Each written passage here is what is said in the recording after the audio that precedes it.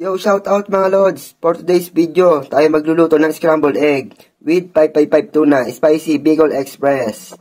Let's go! Magbakak lang tayo ng 2 itlog.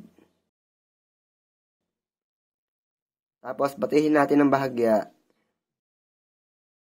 Lagyan ng konting asin.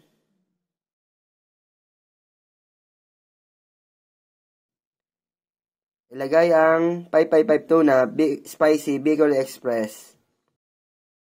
Magpainit ng kawali.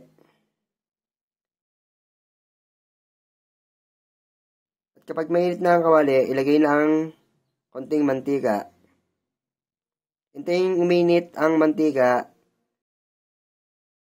Kapag mainit na ang mantika, ilagay na ang 555 tuna, spicy Bicol Express na may kasamang itlog.